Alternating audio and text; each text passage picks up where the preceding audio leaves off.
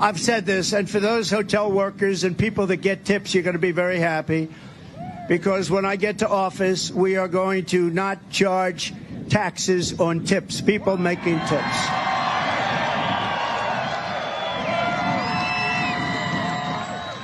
We're not going to do it, and we're going to do that right away, first thing in office, because it's been a point of contention for years and years and years, and you do a great job of service, you take care of people, and I think it's going to be something that really is deserved. More importantly, popular or unpopular, I do some unpopular things too if it's right for the country. I do what's right. But so those people that have jobs in restaurants, whatever the job may be, a tipping job, we're not going after for taxes anymore. This will be ended. And I announced that for the first time I've brought it up. First time anyone's brought it up. I think it's never been brought up before, and I also think it's very appropriate. Hello, everybody, and welcome to the media show on the Pod TV network. That was our friend Donald Trump giving away the farm to the people in Nevada so that he'll become elected. And of course, we're going to see that over and over again this week as the debates come on. Who knows how much pork is going to be given away? But there's some pork that will not be given away, and those are to our people that are not in the United States. So we're going to bring some of those people in. First of all, Shaquille Latmer, who joins us from the great country of Australia. The mission down under, and yes, there are people there in addition to kangaroos. And then as we head up north, we go to Sasha Starr, who is from the Canadian area, represents the great place of Canada, which is benefiting greatly from global warming. And then the person who, from the left coast, because you have to have your resident liberal, we bring in Rick Grosner, who is a former writer for Jimmy Kimmel Live. And then Mark Lee is actually in the background, but we'll bring him in later. So there's been a lot of talk about no taxes on tips. So I just want to get what your thoughts about that. What are your thoughts, Mr. Rick? And then we'll go to Shaquille. If you're a woman, become a stripper. The tips are huge. If you're a guy, the tips are terrible for male strippers. The appeal is much less, because when a woman goes to a strip joint and sees a male stripper, she sees a loser, dancing around on stage. She's got one of them at home. She doesn't need that. Mm-hmm. Rick, because I know you have some experience in this field, and you've told us before that you have no ass. So maybe it's, just you're not good looking like I am. See, I would actually get the tips. So that's what went wrong for you. You probably have better social skills. You might do a little better. But I remember we took a field trip when I was in Colorado. We drove to Greeley, Colorado. And the top tip getter, after driving like an hour and a half, made $12. I made $7 for the evening at the Matterhorn. So I used to own a bar, as you guys know. And it was very rare that I actually used to work behind the bar. Normally I would actually work the bar to encourage people to drink, which you're not really supposed to do. But, we'll play pool and have some shots and stuff like that. But on the few occasions I did work the bar, I would get tips that were just unheard of. Like I remember one night I made $2,000 in tips, which the average amount, don't forget this is Australia as well, so we don't have a tipping culture here. The average sort of tips that the staff would bring home is that somebody would have bought them a 6-pack of beer, and maybe they've got like $50. Yeah, well, you're gregarious, you're friendly, you've got good social skills. What I found out stripping is that even if you're dancing naked and you've done a lot of sit-ups, and you still have to have game if you're a guy dancing for women. And given that I'm still single, I'm not sure what my women game is like, but I could certainly try. Maybe stripping for men, although I'm not gay, maybe that's where the money is. I don't know. But I do want to actually just come to this tipping issue, though, because I'd like to just point out, there's no details yet. Don't put me here by myself. There's no details on this yet. So what exactly are the limits to the tips? What if someone, like in Vegas, for example, I've seen people give $10,000 tips away, $100,000 tips. What if you run, I'm not asking this for any particular reason, what if you run like a collective investment scheme, like a managed fund or a hedge fund or something like that, and you charge very, very small fees, but you have like a recommended amount for your clients to contribute? Can they give you $1 million tip? Can they give you a $10 million tip and there's no taxes to be paid? What's the limit going to be? I can jump in there is here a limit because a little bit Trump himself gave a $500 tip, and that was at that restaurant I was referring to that was in Philly and everything. I mean, you've got some people out there, particularly in the athletic and entertainment world, that I could literally see them doing what you're talking about. I mean, Michael Jordan is a known gambler. I'm not speaking out of school by saying that. Everybody knows that he gambles on golf and a number of other things, as does Barkley and others. And I could literally see them dropping, if they felt like it, $1 million or a several $1 million tip and all along those lines. And would there be any consequences to that? I don't know that there would be. Nick, you're the lawyer, so I've given tips in America, and I'll be honest with you, I was horrified. But nobody would give me a straight answer as to what is an appropriate tip amount. And so I could say to even family members, like, so what if the bill's like $10,000? I'm supposed to give a $2,000 tip? Like, what if I ordered like 3 bottles of wine that were $2,500 each, and it was $2,500 for the meal? I'm supposed to put a $2,000 tip on top of that? That doesn't make any sense. I mean, what I've always heard. And what they didn't realize was that I had actually ordered $2,500 bottles of wine, and so because they just said 20% is what you're supposed to pay, I was like, this is outrageous. So I have given tips like that. Now I don't. I cap my tips at $500, no matter how big the bill is. But I think back to my question, what would happen if somebody decided to give tips to somebody? Is this a way to get around, for example, the gift tax? So you say to your child, hang on, let me finish. So you say to your child, you're 80 years old, your child is 60. You say to your child, look, I can't give you this money. You're going to end up with inheritance taxes. You're going to end up with this and that. Here's what I want you to do. I want you to go get a job at McDonald's. I'm going to come in there, buy a cheeseburger, and drop a $25 million tip there. Tax free. It just seems like this is open to abuse, is my point. Like, what's the limit going to be? Hold on a second, because I've got an answer to what you're saying. I've got an answer to what you're saying. No. Okay, you guys have no idea what you're talking about. Seriously. So what's the limits? Are there limits? I want to know. I have some expertise in this area. On the previous show, I was the former attorney as a state planning attorney for the guy who founded Dunkin' Donuts. But I work with a lot of wealthy people, and I'm talking about seriously wealthy people in my prior career. The president of Bausch & Lomb, the founding family of Coca-Cola, the founding family of, Dunkin' Donuts being one of them, but President Bausch & Lomb, and all these people, okay, including my family. And the first thing you learn when you have money is the gift tax annual exclusion amount. And what that is, you're allowed to give from one generation to another generation, $10,000 a year per person, without having to pay any taxes at all. And What's I used $10,000? Because here's what happens.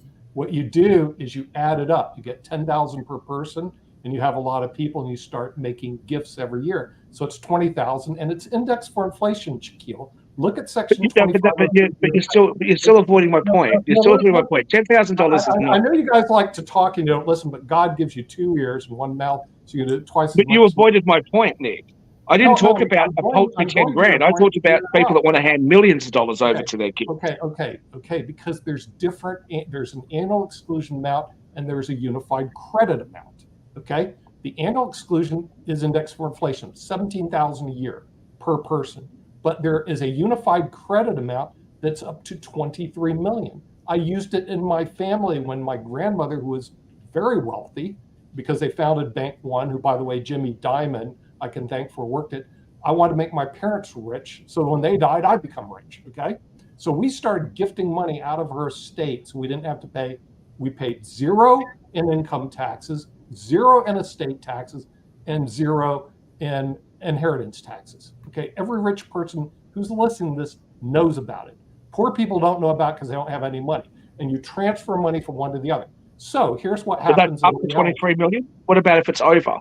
If it's over, unfortunately, get hit with a big estate tax. Okay, so my question still remains. What if you wanted to get around where it is taxed now, and the $23 million that you're talking about, if I understand you correctly, the $23 million is a lifetime limit, correct? It's a lifetime limit. You have a lifetime limit of 23, but it's indexed for inflation. But what I'm trying to get at, the point is this, okay?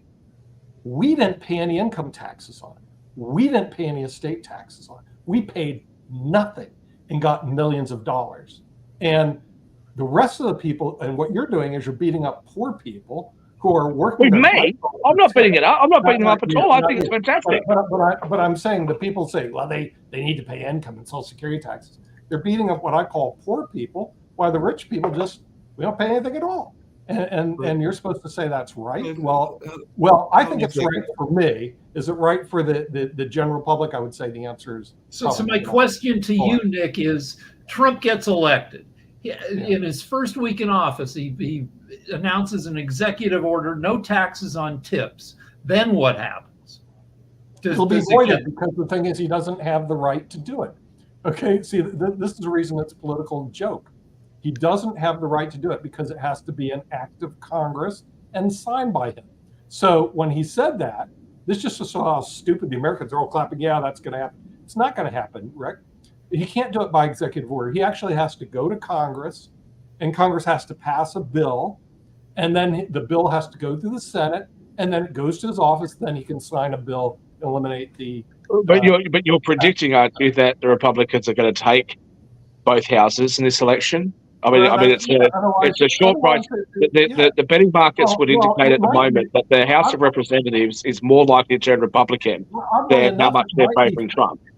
And the Senate it may be favorable for both parties, because if you think about it, we're not talking about exempting taxes for wealthy people. They've already done that. Okay, we don't pay any taxes on our appreciation. We don't pay a state tax unless we're over 23 million, and then you can use a lot of things like grits, grats, gruts, slats, which everybody knows about, FLP, discounted limited partnerships, and ILETs to avoid the estate tax. So it's kind of a joke in of itself. And if you can't get rid of the tax, just get rid of the tax and stop pandering to people. It's like, oh, we're going to tax the rich because you ain't taxing shit. I know it's kind of a joke. Okay, and so every time I listen to tax policy, I go, this is a joke. They have no clue what's going out there. But now let's just take a look at this one isolate the tip people. Okay, it could be passed by both parties because the Democrats are going, it benefits poor people, which is true. The Republicans, well, we promised it, so we're gonna give it to them anyway. What will happen though? It will increase the national debt. Social Security will go bankrupt sooner, and the national conversation that is around it's not going to increase the debt at all. It's not going to increase the debt at all because people aren't paying taxes on it now anyway, unless it's being paid unless it's being paid by credit cards, right? Okay, so like 10 and 20 years ago when credit cards weren't being used as much, where was the increase in debt because of that then? It's really a bad law. It's a trap for poor people so that if the IRS wants to go after them for criminal actions, they can do so. It's a horrible law that they tax tips to begin with. Well, I think if they don't tax tips, I think it costs the U.S. Treasury several tens of billions. I think they estimated about 23 billion or something like that. But guess what? They gave more than that away to Tesla last year. So you're talking about in some cases, right? You're talking about some 14, 15-year-old kid who's just got their first job. They're working a couple of nights a week down the diner, and their parents are the ones that come in, and order on a Tuesday night from their daughter who's got her first job waitressing, right? And the parents give them a $50 tip. And it's like, oh no, look how much the Treasury is going to miss out on because of that. I mean, come on. You're talking about people that I don't know, they come and mow your lawn or they clean your house and you give them a little bit extra. These are the people that we're trying to go after in order to fix the debt levels, which has been mostly incurred by the aggressive tax strategies, by the very wealthy, by the big corporations, and by people like myself. Look, I could get a green card like that if I wanted one. It's really easy to do. You just get an investment visa.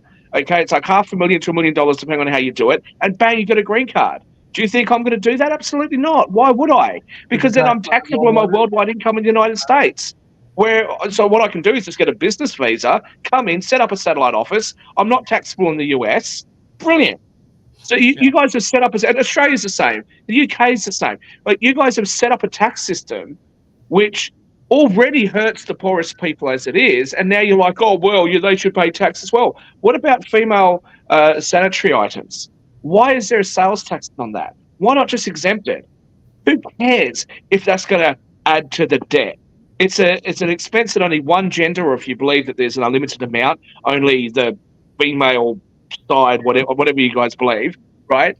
It's something that only half the population has to pay and the other half doesn't. Just exempt it. Just exempt it. Why tax that sort of stuff? So, maybe look out for the little guys sometimes. So I have a tip. I have a tip for everybody, which is the debate. The first Biden-Trump debate is in 3 days. And you can bet on who's going to win. And the betting markets are offering a bigger payout if Biden wins the post-debate polls than if Trump wins. They have Trump as being the winner. And I researched it. Trump has been in 5 debates, 3 against Hillary Clinton, 2 against Biden. He's never won a single post-debate poll. But the betting markets are skewed towards Trump. So I've been dumping just little teeny amounts, like $2 at a time, because that's all I bet on Biden, because it just seems like a really good bet. Is it legal to bet online in California? Yeah, I don't know. I don't know. Biden is mentally competent to debate. I think he's going to need some Shaquille juice to get up there. Otherwise, I think it'd be fascinating to watch. The polls are based also on the viewership being CNN, on the fact that a lot of people don't respond to the polls and they're to the left. But let me just leave that aside just for a moment. I actually think the Biden campaign made a mistake in saying that they wanted the hosts of the debate to be able to mute. When it's not your turn to talk, you'd be muted. I think that was a mistake, because watching the first debate between Donald Trump and Biden, Trump made himself look dreadful, like, in my opinion. And I'm kind of, a lot of time I'm pretty gregarious, like him, as you described me earlier, and sometimes I'll come in and cut people off and stuff like that, and it's annoying, right? But you would expect that if I was to step into a role like the president or the leader of a country or something like that, that I would change the way they interact with people. And certainly when I am representing countries, which is not that frequently, but when I do, I'm obviously a far more polite and demure person than what I am, on the shows. But, Trump made himself look terrible. So to deny him the opportunity to make himself look terrible, I think that's a bad idea. I'm not sure that I would have done that if I was Biden. No, so along those same lines, do you think it was a mistake for him to also defer to Trump to have the last word? Because that was the other thing that came up, is that he is going to give Trump the last word and not have the last word himself, because that was part of the strategy, as well as that he's going to do this whole muting. And I do agree that based on the past debate, that is a mistake. And I'm also not sure that Trump should have the last word. But like I said, I'm just wondering your take as one that is observing from afar and everything. And just really quickly, as a aside to both you and everybody else here that's on the panel, I just heard back from David Lipsky, and we have snowed him because he actually thinks that we're all wonderful people, and he would love to come back. So the guy that was very much into climate change and the New York Times and everything like that, he is now believing that Pod TV and the family here at Pod TV are wonderful people. So he has already heard, I've already heard from his representatives that they would like to send David back to talk to us about some of the things that he brought up. So only because I never said anything on the whole show. Is that the reason why you wouldn't have gotten such a glowing report had I have said something, right? But I don't know, but you did say a lot of things in the comments that he alluded to, and he even kind of gave you credit for them and everything. Well, so everyone was going, and I felt that I wouldn't interrupt some of the conversation. But look, I have to say, and if David's watching, I do have to say, when I first heard, tobacco, everyone knows I'm a smoker. There's no secret on that, right? When I first heard that, tobacco and climate change, I just rolled my eyes and here we bloody go, right? But honestly, I agree with a lot of what he said. I think he was a very interesting person, and he's the kind of person I think we can have conversations with. And it's the same with Rick, right? On paper, there's nothing that Rick and I shouldn't get along at all, right? But we do. And I think that if I say to Rick, look, I think nuclear is a really bad idea, Rick's going to say, okay, why? And what do you think is better? And then we can have that conversation, and then we can explore those options. I think that's really important. Does it matter whether I agree on the trans issues? Does it matter whether or not I agree on affirmative action and what level of affirmative action or on tax rates or whatever? No, we're going to disagree in different points. I do want to just come back, though, to this whole tipping thing. So Sasha and I have played chess a few times, and I don't know why, but he keeps kicking my ass. But, I've had a couple of sneaky wins along the way. But Sasha has given me some advice, and he said, look, you would improve your game dramatically if you focused on this. And Sasha also said to me, hey, Shaquille, look, I'll even coach you, right? And I don't think he makes that offer very often. And I said, look, Sasha, I really want to, but I don't have the time right now. But let me ask you this. So Sasha, out of the goodness of his heart, starts coaching me in chess. I go over to Toronto and say, Sasha, thank you so much. Let's go out for dinner. Let me buy you a bottle of vodka, although his bottles of vodka are much better than I've ever had before. But, I go out and I spend some money on him, all right? Or I say, hey, Sasha, let's go down to North Carolina. Look, I'll pay for your flight. You're a good guy. Come on down. Is that a tip? Because I'm not just doing it. I'm not just doing it randomly. It's a token of my appreciation because he was coaching me for 2 years, for example. Is that a tip? Should that be taxable? No, Is Sasha ripping off the Canadian government by not declaring it? No, we even have coaches on this network, and they do not they are paid a flat rate because, Barbara Smith is a coach, and she does our. Yeah, okay, but the same thing, okay? Let's say Sasha charged me $50 an hour, but my game got so good, right, that I then said, hey, Sasha, the same example, I'm going to fly you down to North Carolina. Should that be a taxable event? For Sasha, it would be like him being your coach. I'm sorry. So this has Sasha did. I've been playing my uncle in chess since I was a little kid. Okay, my uncle won the South Pacific championship thingamajig, and he got an award from Queen Elizabeth, and also he's an incredible chess player. Nobody in our family's ever beaten him. Okay, finally, I was able, because of chess.com, I was able to go through his games, and I started to see how he likes to open, what sort of moves he likes to do. So I thought, okay, I'm gonna really study how he plays so I can beat him. And I asked Sasha a couple of times, and a few others, hey, this move, what's the best counter to it and stuff like that. And they told me, well, guess what?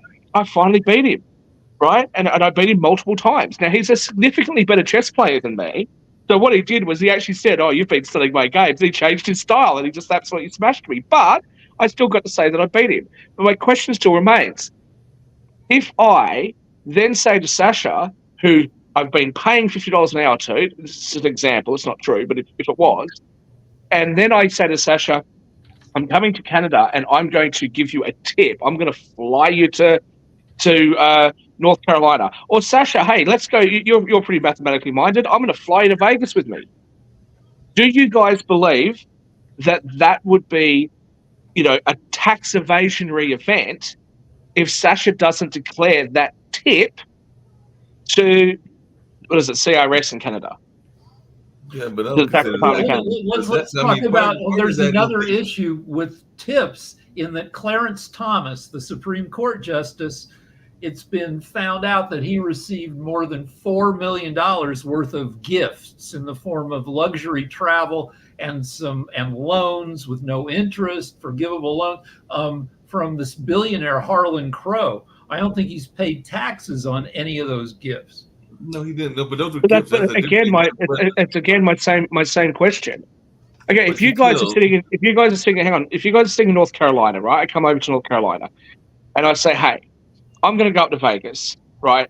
But I don't want to fly to American Airlines. I'm going to use my NetJets membership. I'm going to take a private jet up there, okay?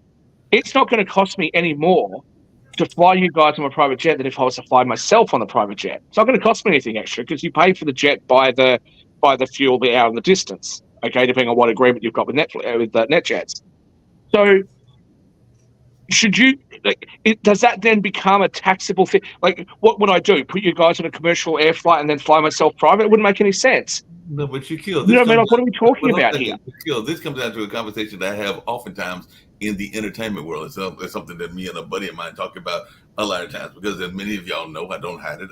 In addition to working for Pod TV, I do event planning, and sometimes people will ask for advice on events and everything. And I, being kind of a nice guy that I am, I might give them some advice and everything. But after a while, I realized that I need to make some money off of it. So then I will charge them if they keep coming to me all the time for advice. I may give them some free advice initially, but then if they are going to want to create an event or create something major, then I will charge them. But that is a service. That is a service that I am providing. So I'm expecting to get paid for the service and everything. Now, there may be ways that you lend into people in order to get them to trust you, and then you may charge them later on and everything. But that is something that is not necessarily seen as something that is a tip in the sense of the way that you're talking about. Like, the other thing that I will say just really quickly on this point is that, as many of y'all know, I eat out way too much.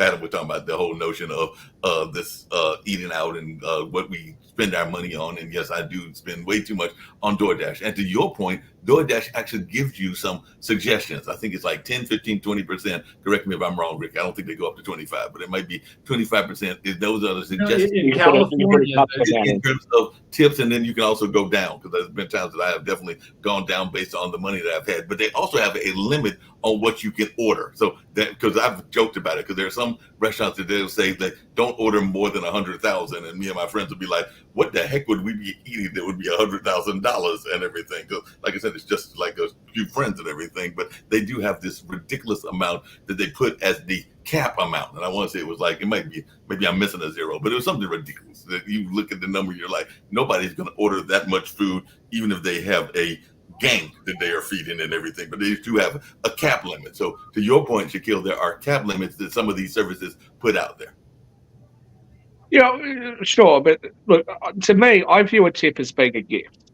Mm-hmm. Okay, and the thing about a gift is, remember, we don't have gift or inheritance tax in Australia, so I struggle. I really struggle to get my head around this in the United States.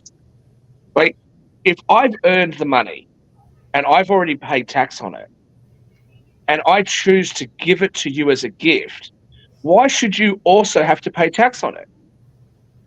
If I've earned $100 and the government's already taken $30 out of it in taxes, and then I give you $50 and the government wants to take $15 out of that, like, how much more does it go? And then you go and have dinner somewhere and you give that staff member the tip, and then the government takes 30% of that.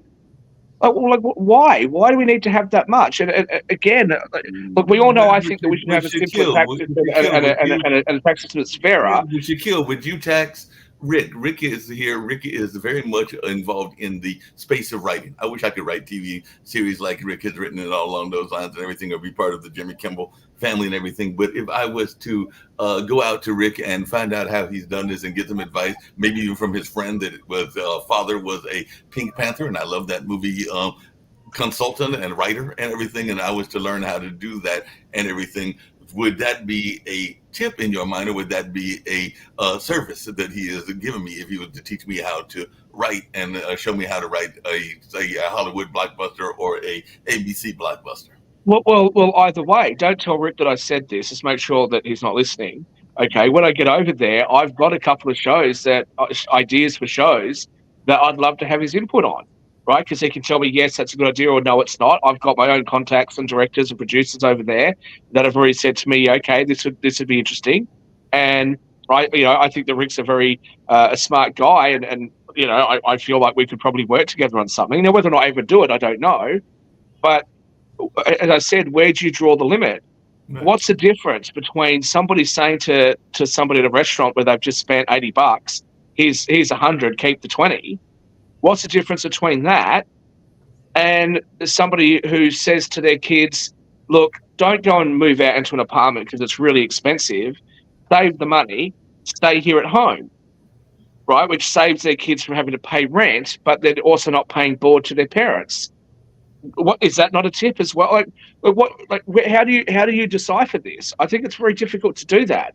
And then, as I said, like, just with gifts in general, if you were sitting next to me and I won the $3.5 billion Powerball or whatever ridiculous sum you guys had, just recently, right? And what had happened was I went around you guys, said, okay, give me a number. And you guys all gave me a number. And I went and put the ticket on and I won. And I won the whole $3.5 billion. Okay. gamblers, we have this sort of thing where we say everyone gets a drink, or I always say everyone gets a lick of the ice cream. It's a pretty Australian kind of saying, right? You don't think I'd give you all hundreds of thousands of dollars each just as a gift, just to go, hey, look, I won this and you guys were all there with me and it's good karma here. So again, if I was to pay tax, which I wouldn't have to on a gambling win in the US because I'm British, but if I did have to pay tax, I've already paid tax on it. Then I decide to give it to you, and now you've got to pay tax on it. Why? It was already taxed money. How does this make sense to anyone? So this is off topic a little bit. When George Clooney hit it big and started getting paid, $8 million a movie, he gave each of his friends, like half a dozen of his best friends, $1 million each. He just, here you go. Why should I get to have all the fun and all the money? And then my former boss, like every time I come to a tipping situation, I feel a little guilty, even if I tip 25%, because I have a former boss of mine who would always tip 50%, even if the bill was $1,200, because very generous guy. But tipping, like in a small time way, like my wife and I go out to dinner, it's $50. And we're like deciding, are we going to tip, 20% or 25%, for just $2, the difference between tipping $10 and $12, you can look like a freaking tipping saint, which is, it's a bargain. Yeah, absolutely. And that's why especially in the United States, I'm far more generous with my tips, right? I find it fascinating. I go to some places and they're like, oh, this is a 503C. I'm like, yeah, that doesn't mean anything to me. I'm not a taxpayer in the US, so it's not going to make a difference. Like the Girl Guides, I bought some cookies off them the day before I was going to fly out, so there was no way I could eat the cookies. I gave the cookies to the neighbors at the Airbnb that we were staying at, but I still gave the girls like an extra $50 just because, but I can afford it, right? I can do that. But sorry, Jacoby, I promise you're next. But I just feel like we're talking about taxing people that are at the bottom, and I think that's wrong. I understand the frustration and the confusion on it, because a gift and a tip they're very similar. But one is basically if somebody's providing a service for you and you actually give them extra money on top of what that service agreement already is. So for example, restaurant workers are working for roughly about $2. And they're doing that per hour. If you come in, you're considered kind of like an outside subcontractor. So you're hiring these people to bring you your food and to do extra things. You're still paying them the agreed upon by that restaurant, the $2 or whatever it is. If you give them extra, that means you're paying their wages, and those wages become taxable. That's how it becomes that extra tax, even though you've been taxed on your amount. And again, I'm against the whole paying, grabbing the taxes on tips, but that is basically what it is. If your example with, hey, Sasha, we're all going to fly down, that's more a gift, and that becomes, well, in a different tax bracket of taxable stuff. But for all intents and purposes, that becomes non-taxable. So one is a gift where it's not actually something that's a service that's rendered. The other one is taxable because it's coming off of a service that's rendered. So okay, but by your logic, then, if I say to Sasha, "Here's $1,000 for the flight," right, and I give it to him in cash because I'm thanking him and I'm giving him a tip for my chess coaching, right? That's a taxable event. But if I pay for the ticket myself, it's not taxable. Look, wherever you draw the line on this, the thing is, it's going to be open to abuse, no matter what you do. Otherwise, I'll just go into a restaurant and say, hey, listen, I'm not going to give you the tip in cash because you're going to have to pay tax on it, but I'll give you some other kind of service. Here's a prepaid gift card. I mean, there'll be ways around this.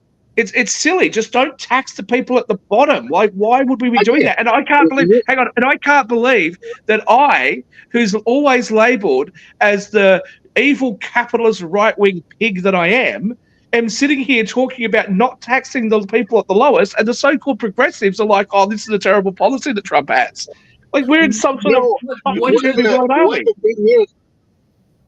do you think? What the argument is. What do you think of the value-added tax system, which Britain uses, and I'm sure a lot of countries do, where you get taxed on the value you've added to the thing you're selling? It's a sales So tax. I would It's a sales tax. I was just going to interject. Everything supports California. You guys over there, you have sales No, tax. no, but it's not. It's not because, but it's not. It's not, Nick, because a value-added tax, as opposed to something like a goods and services tax as we have in Australia, the value-added tax is a tax at every step of production. I'm not sure that I think that is better than a straight sales tax at the end of the line, or a GST, a goods and services tax. But I just want to make this point, and I've made this before more on the economics show. New Zealand recently has increased its income tax rates to make it progressive, which Jacinda Ardern did during COVID. I'm not going to criticise her for that. We'll leave that aside. That's not relevant. Prior to that, for a very, very long time, the government of New Zealand had a straight 30% tax on income. It's a flat 30% tax on income, and they had a 15% goods and services tax. Australia had a progressive rate of taxation that topped out at 47% plus 2.5% for the Medicare levy, which is our healthcare system, and a 10% GST. We also in Australia have a capital gains tax. New Zealand doesn't. Well, guess who raised more as a percentage of the GDP in tax revenue? It was New Zealand. But New Zealand had a substantially simpler tax system. Now, I'm not necessarily saying that you should just go straight to that, but what I'm saying is that, as I've said before, I don't think progressive rates of tax work particularly well. I don't think that we should be trying to fix holes in the budget by taxing the people at the bottom, and I don't think that income is actually what should be taxed at progressive rates in the first place, when we know that the people who are very wealthy don't earn any money. And I've said this, I think last week I said this. You want to give me a 500% tax rate? No problems. That's great, because I'll deduct away everything that I spend, and then what I'll do is I won't earn anything else. I will borrow against my assets. So clearly, the tax systems that are currently being employed across the Western world are ineffective and inefficient. No, I was just going to really quickly. Hold on a second, just really quickly, because I had a question based on what you've been saying about taxes. Because one of the things that we were joking about the restaurants earlier, that many restaurants do, and they even sometimes will do it as part of swag packages. Like I said, I do some event planning and everything. I know that even the Bulls have done it, which is one of the franchises that Jacoby works for and everything. But are you considering gift cards something that are part of the taxing system, or do you see them as gifts? Because that's really what they are gifts. But as I'm hearing you talking, it sounds like you thinking that that's part of the tax system as well. Because if you go to any Chipotle, you can go to any firehouse, you can get a gift card, and it will give you a discount. Well, I think the point that I'm trying to make here, Mark, if I can give you a specific example on giving a gift in lieu of payment, okay? Right. I drink some fairly expensive and fairly rare wines because I really like my red wine. That's just how I am. What I've found is that most of the sommeliers at the restaurants that I go to, at top-end restaurants that I go to, have never tasted the wine that I'm going to drink or that I've ordered. So I will generally always leave them like half a glass of wine and say, that's yours, guys. Like you guys share that. And they all do. Now, is that a tip? Because I can tell you, if the sommelier is terrible and you know, I'm not overly impressed, I'm generally not going to do that, especially if it's a wine that's a few $1,000s a bottle. I'm not going to leave them a little glass because hey, there's 5 glasses of wine in the bottle. Mark, I got to interject real quick. Wait, Mark. The Bulls did not give out a gift card for payment. So I don't know where you got that information from. That hadn't happened. And in terms of going, since we're still on the tax situation, the reason nobody is wanting to do the whole taxing of the tips, the argument is that it's a bad policy in the sense that it's still forcing people to get paid pennies and rely so heavily on tips for living expenses. So the reason that makes it a bad policy is that it's not pushing those restaurants and those places to actually pay a livable wage. It's still saying you can pay less than minimum wage, and these individuals would just live off of other people and their goodness of their heart. And the argument is very sound in that sense, because the restaurants that have moved away from that have been successful. As I pointed out earlier, there's no fast food restaurant that you go into that you tip. And there are more fast food restaurants out there than any other single chain restaurant. Also, I don't earn a living wage. I don't earn a living wage. You thought, well, I don't have clients at the moment, but when I had clients, I don't earn a living wage either. Do you think that I'm sitting there charging my clients an hourly fee? I get paid on performance.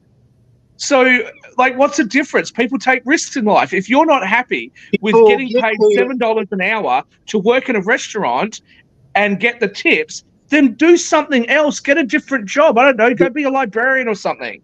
But Shaq, that is what they're talking about, in the sense that restaurant owners, restaurant companies are literally paying them cheap because they know they can grab those individuals. People want to work.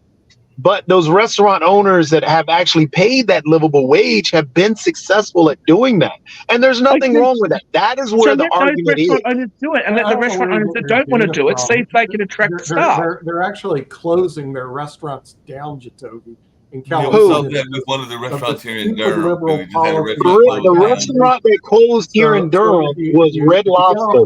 Red Oh, Lobster that's thinking lived about on that. me. If you get off your legal keister and you go to California, you're going to see all of the restaurants. Well, what about that big chain, that big Mexican chain that just went down in California?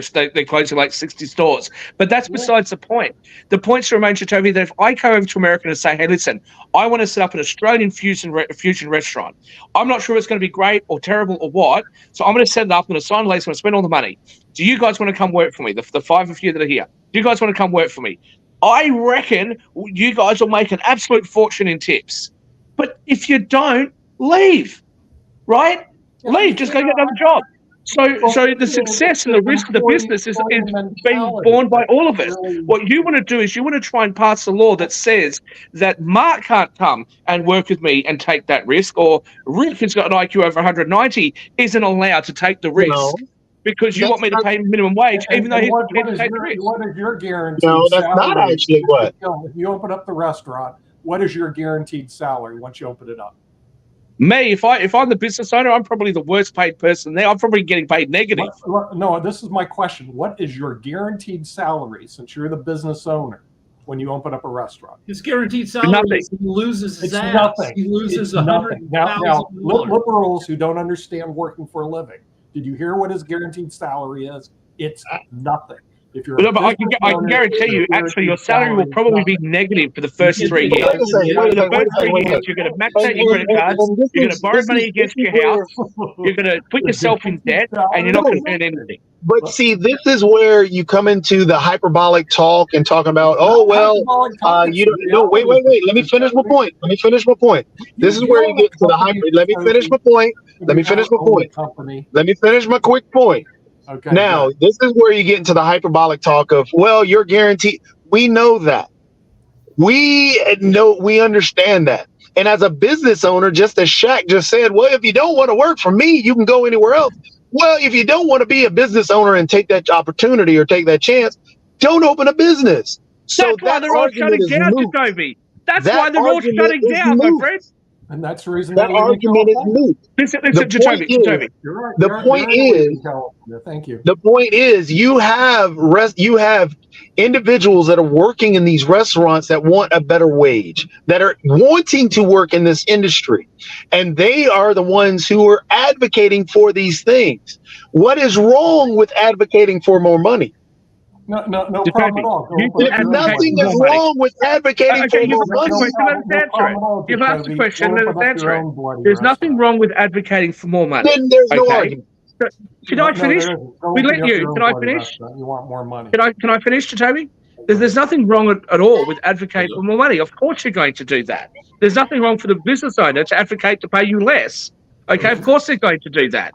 But what you're trying to do is pass laws that say that business owners and free people can't enter into these agreements. If you want to make the argument that I think you're trying to make, if that's the argument you want to make, take a place like Denmark, which has much higher tax rates, a much flatter progressive tax system, but much higher rates of tax. They are much more friendly when it comes to business. They are much more friendly. Like California, it's a terrible place to employ people as a startup because you get stuck if you need to lay those people off. Denmark's not like that. The Scandinavian countries are not like that. Why are they not like that? Because it's not devastating to a person's life if they lose their job, because there's a high level of social services provided to them. So if you want to try and make the argument for higher taxes and for, and for a system of higher social services, I might not necessarily agree with you, but I can certainly understand where you're coming from. But what you are doing instead is you are looking at it from an American perspective and saying that I'm prepared to accept that free people should have the freedom to do whatever they want, but they can't contract into a job that doesn't pay them enough, even if they do it by choice. That doesn't make sense to me. That's actually not even my argument, though. Well, I tried to articulate a better argument than one that you'd ever make, Jacoby. Oh, so because you could not understand my argument, because you're stuck in your ways and always going for an insult, which I thank you. Maybe I'm not on that giant pedestal that you are, but you sit on that pedestal. This is the salmon that jumped on the hook for you, Nick. So again, just to point out, the argument itself is the fact that, one, the reason it is a poor argument is the fact that they're asking for businesses to continually to pay their employees cheaper and to continually put their employees into impoverished situations, which a lot of these individuals can't even get another job, so they have to work in these places. Hence the reason why you have that minimum wage, which you argue against. And then on top of that, minimum wage should be zero. The minimum wage should be $0 and 0 cents. That's what the minimum wage should be. The maximum wage is infinity. If you work really hard, and so you argue against the social safety net. You work for commissions. There's nothing. So I believe that the minimum wage should be $0 and 0 cents. Absolutely. And I have myself personally gone and worked. I've gone and approached people and said, I want to come and work for you. And they've said to me, what skills and experience do you have? And I say, I've got absolutely none. So I'm going to work for you for free because I'd like to learn the skills and experience. And if at a later stage you feel as though you would like to employ me and pay me, let's go for it. Okay? You did an internship. So, no, because some people I just want to work for a day or two. I want to see what You're trying to take the word garbage man and make it into sanitation worker. What you are doing, Toby, what you are doing is trying to create. No, I haven't finished. You're not in charge of the show. Nick is. If Nick doesn't like it, he can mute me. Not you. Okay, let Rick talk. Okay. Yeah. Because we're going back and forth again on the same. All right. So, he muted you, not me, but I'm being quiet. Go for it, Rick. All right. So what you need to do in America is join OnlyFans, and you'll be working for tips, but you'll be working from home. You don't even have to put clothes on. In fact, you'll make more if you don't. There are 1 million Americans who sell their nakedness on OnlyFans, which coincidentally is the same number of doctors in America. 1 million doctors in America, 1 million naked people on OnlyFans working for tips. But again, what if somebody was to say, like they have done with Uber and DoorDash, well, they should have a minimum wage, right? So you can make the same argument that is made by people like Jacoby. Well, it's the same work. So if Sasha and I take our clothes off, we should get paid the same amount as what Taylor Swift would earn if she took her clothes off on OnlyFans, because we're doing the same work. Right, so we should get the same pay. I mean, it's ridiculous. It's like That's it not just the makes no argument sense. that I made. Of course, nobody wants to see you naked. That's why you live with your mom still. But again, the point being, I know you try. I know that you tried to throw this insult at me last week. So gives you the you impression- insult me, but I can't No, insult Jam back. I'm not. Okay, No, I'm not. it's okay. I'm not It's okay. insulted, Let me Jacoby. can I finish my point? I'm not Can I finish my insulted. point? I'm not 'Cause that's not insulted. the argument that we're making. We're not. We're talking You about said it. specific. You said it. We're You've said it twice now. Hang on. we're You've talking said it about twice job now. What gives specific. you the impression We're that I live with talking my mother? about job specific. We're talking about job specific, or the actual, as you said, in terms of the freedom of the market itself. If the restaurant employees, those individuals which have formed a union, decide, hey, look, we want to be paid more, we're going to fight for more, and then want a policy in that, there's nothing wrong with that. Hence the reason why they called it a bad policy to pay them less. OnlyFans is a completely different animal. If you want to jump in that shack, go ahead. I'm sure your mom will pay extra for it. So the point being, we're talking about different industries. And the industry that we're focused on right now is that restaurant industry, which they are fighting for more actual money. So Hang on. Sorry. I'm fascinated because you brought this up again last week as well. What gives you the impression that I live with my mother? When she doesn't even live in the same state as me, but what gives you the impression that I live with my mother? Well, why do you think that?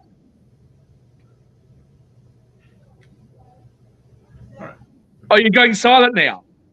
I'm waiting to hear what Rick has to talk about because we're moving on. I've asked you a direct question. See, if you ask me to back up my insults, like last week when I said to you, you've won me over, you've completely won me over. If you're the best product of the public school education system, absolutely the Republicans should give you more funding. Okay? If you ask me to back that up, I'll back it up. So I'm just out of genuine curiosity. When I fly around the world in first class, and I travel through and stay in presidential suites and hotels, and I was in the Maldives. I said, what gives you the impression that I'm living with my mother, who lives in a completely different state from me? I moved out of the house when I was 16. The same thing that gives you the impression that I am not smart. I didn't say you weren't smart. We can move on now. No, I want an answer to my question. Why do you think that I live with my mother? I gave you an answer. Just because you don't accept the answer, you got to live with it. So the answer you're giving me is that because I insulted you, that therefore means I'm a mummy's boy living with my mother, who lives in another state from me. Go ahead, Rick. All right, I like throwing numbers out. I think if you work in a restaurant in Hawaii, your guaranteed minimum wage is $1.25 an hour. If you are a fast food worker in California, there's a guaranteed minimum wage of $20 an hour. If you work in a fancy restaurant, it's $12 an hour, unless your tips don't raise you up to $16.50, and then your employer has to get you up to $16.50 an hour. Hey, Rick, and you're killing everybody here. Hold on a second, because I got a question, because I got bounced off and everything. Because I'm still trying to understand the different people's idea of gifts versus tips and everything. Because, like I said, I know that even at Haytide, we have gotten some spirit companies that have given us as gifts items of beer or items of wine and all along those lines. So if I'm hearing you correctly, Shaquille, should we be tipped on those items since they are in our minds, they're gifts from the different people that are like some of these breweries and some of these wine companies and all along those lines? But I'm just trying to understand if I heard you correctly, that if those are gifts. Well, look, in my personal view, those sorts of things shouldn't be taxed, the same as tips shouldn't be taxed. In my personal view, income at an average level should be minimally taxed. There are things that you could. We probably don't have time to go right to it. If you have a look at how the non-domicile tax system works in a place like the UK, I think that works really well, but it's only really applicable to the very wealthy. You could apply a similar kind of scheme to people who are just earning a normal wage. You could change the tax system to be something like, as the Rebel Accountant wrote in his book, that it would be something like a wealth increase tax. Once upon a time, the taxes were put on corporations until conservatives said corporations don't pay tax, people pay tax. Well, the problem with that is that foreign owners of those corporations aren't contributing in any way to the services being provided in the country in which they're operating. And it creates an unfairness. So I think that we can change the tax code to be something like a withholding tax on dividends and payments out. We can change the tax. Once upon a time, capital gains tax, for example, was higher than income tax. I would almost argue that should be the case. A capital gains tax, which would hurt me, by the way. It would actually hurt me if they did the things that I suggest. But what you would do is you would increase the capital gains tax, decrease income tax, put a federal sales tax on, although that's a bit more of a contentious issue in the United States. Okay. But what you would do when you increase the capital gains tax is that you would make an allowance for inflation, because it's not fair that if money has halved in value over 10 years and you've doubled the amount of your investment, that you then pay tax on it because you're better off, right? So those are some of the things that you could do, right? Why you want to tax women's sanitary items is beyond me.